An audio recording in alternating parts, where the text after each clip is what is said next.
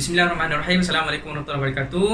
Apa khabar semua? Alhamdulillah alhamdulillah moga-moga semua berada dalam keadaan sihat walafiat. Benda yang sangat menarik apabila kita menghadapi COVID-19 ni, kita telah dilatih oleh Allah Subhanahu Wa Taala untuk memegang satu kaedah. Dia dipanggil berjaga-jaga. Berjaga-jaga ni apa? Senang kata berhati-hatilah, berhati-hati. Dan inilah topik yang kita nak bincangkan ataupun yang saya nak berkongsi dengan anda semua berkenaan dengan berhati-hati. Dalam tafsir Ibn Katsir pernah disebut satu dialog antara dua orang sahabat Nabi, iaitu Sayyidina Umar dengan Ubay bin Ka'ab. Sayyidina Umar radhiyallahu anhu bertemu dengan Ubay bin Ka'ab dan dia berkata kepada Ubay, "Wahai Ubay, apakah yang dimaksudkan dengan takwa?" Apakah yang dimaksudkan dengan takwa? Lalu Ubay bin Ka'ab berkata, "Wahai Umar, pernahkah engkau melalui satu lorong di mana lorong tu penuh dengan duri? Apakah kau akan lakukan?" Wahai Ubay, Sayyidina Umar pun jawab, "Wahai Ubay, sungguh aku akan bersungguh-sungguh ketika tu dan di hati ketika melalui jalan tersebut." Dan ini yang kita nak tengok dalam COVID-19 ni. Kaedah ataupun perasaan berhati-hati dalam jiwa, berjaga-jaga. Allah SWT telah berfirman dalam surah Al-Baqarah ayat 183, "Ya ayyuhalladzina amanu kutiba alaikumusiyam kama kutiba alal ladzina min qablikum la'allakum tattaqun." Dan konsep takwa ni adalah satu konsep holistik yang kita kena tengok dalam seluruh kehidupan kita. Baik, apa itu bulan Ramadan? Apa istimewa sangat bulan Ramadan? A'udzubillahi minasyaitonirrajim. Bismillahirrahmanirrahim. Syahrul Ramadan alladzi unzila fihi al-Qur'an hudan lin-nasi wa bayyinatin minal huda wal furqan faman syahida minkumusy syahra falyasumh.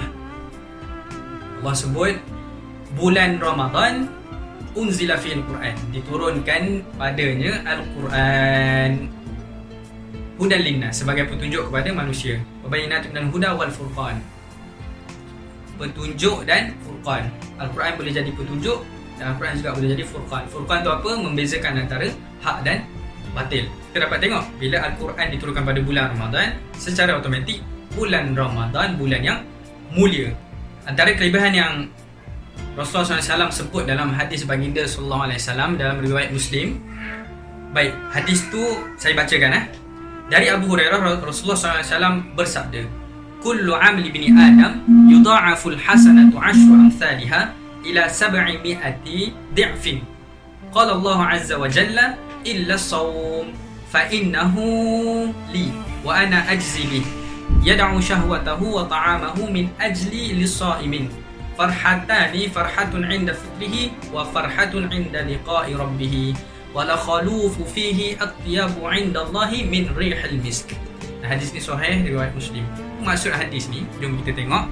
Baik, setiap amalan kebaikan yang dilakukan oleh manusia akan dilipat gandakan dengan 10 kebaikan yang semisal hingga 700 kali lipat. Allah Subhanahu Taala berfirman, yang artinya kecuali amalan puasa. Baik, seluruh amalan yang kita buat sebelum ni Allah lipat gandakan menjadi 10 ke 700 kali ganda, kecuali puasa.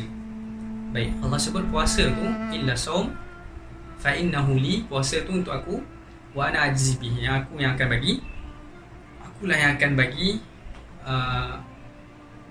balasan pada puasa secara terus, disebabkan dia telah meninggalkan syahwat dan makanan kerana-Ku. Bagi orang yang berpuasa akan mendapatkan dua kebahagiaan, iaitu kebahagiaan ketika dia berbuka dan kebahagiaan ketika berjumpa dengan Rabb-Nya. Sungguh bau mulut orang berpuasa ni, bau mulut kita bila kita berpuasa lebih wangi daripada misk. Misk ni apa? Kasturi. Rasulullah SAW pun sentiasa menyebut hadis ni, "Man shoma Ramadan imanan wa ihtisaban ghufira lahu ma taqaddama min dhanbi." Siapa yang berpuasa pada bulan Ramadan dengan keimanan yang penuh dan berkira-kira, dan menghisap ni berhitung ataupun berkira-kira, tidak merasa cukup dengan amalan itu sahaja, nak menambah-nambah amalan. Hari ni buat banyak ni, esok buat lagi. Wah, ghufira lahu, dan Allah akan ampunkan dosa. Ghufira lahu ma taqaddama min dhanbi. Allah akan ampunkan dosa-dosa dia yang sebelum. Okay, baik, antara hadis Nabi Muhammad SAW yang saya ingin kongsikan hari ini, amalan puasa akan memberikan syafaat di hari kiamat kelak. Puasa dan Al-Quran itu akan memberikan syafaat kepada seorang hamba pada hari kiamat kelak. Puasa akan berkata, baik, puasa akan berkata ni, nanti pada hari kiamat Allah akan sediakan puasa dalam satu bentuk makhluk. Wahai Rabbku, aku telah menahannya dari makan dan nafsu syahwat, kerananya perkenankan aku untuk memberikan syafaat kepadanya. Dan Al-Quran pula berkata, aku telah melarangnya dari tidur pada malam hari, kerananya perkenankan aku untuk memberi syafaat kepadanya. Beliau bersabda, maka syafaat keduanya diperkenankan. Puasa dan Al-Quran. So kita nak tengok sekarang ni bulan Ramadan, bulan diturunkan Al-Quran. Bulan Ramadan, bulan puasa. Di bulan puasa, kita berpuasa pada siang hari. Pada malam hari kita banyakkan ibadah dengan baca Quran. Subhanallah, ulama-ulama sangat menggalakkan pada bulan Ramadan ni kita menghafal Al-Quran. Ambillah ayat-ayat sikit dalam Al-Quran untuk kita hafal dalam bulan Ramadan. Jadikan bulan Ramadan ni benteng kita untuk kita berlawan dengan nafsu. Hadis yang saya boleh berkongsi dengan anda semua dari Sahal bin Sa'ad, dari Nabi SAW. Beliau bersabda, sesungguhnya di syurga ada satu pintu yang disebut Ar-Rayyan. Orang-orang yang berpuasa akan masuk melalui pintu tersebut pada hari kiamat. Selain orang yang berpuasa tidak akan memasukinya. Okay. Pintu Ar-Rayyan ni hanya boleh masuk dalamnya melalui pintu Ar-Rayyan ni hanyalah orang yang berpuasa.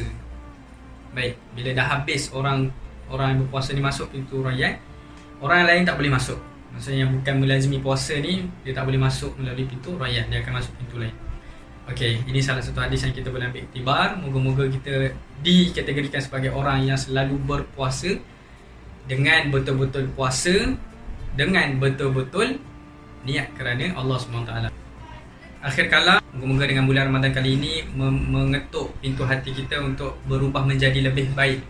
Yang akhlak buruk kita ubah jadi baik, yang baik jadi lebih baik, yang lebih baik jadi lebih baik, sehingga kita mencapai darjat ihsan. Wallahu alam. Assalamualaikum warahmatullahi wabarakatuh.